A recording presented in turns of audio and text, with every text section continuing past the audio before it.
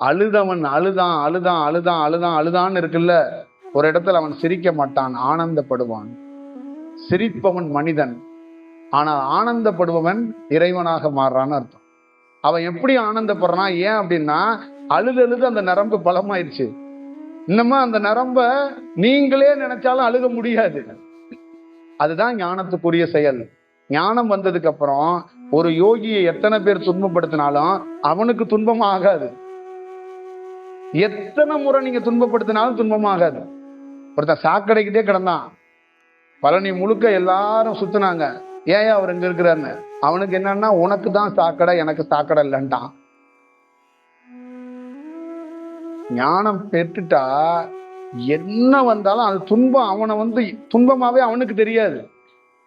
அவனுக்கு எந்த டிஸ்டர்பன்ஸுமே ஆகாது. இப்ப நமக்கு டிஸ்டர்பன்ஸ் ஆகிறது என்னன்னா, அந்த செயலை நம்மளால் உணர்ந்து உள்ள அந்த வேலை நடக்கல.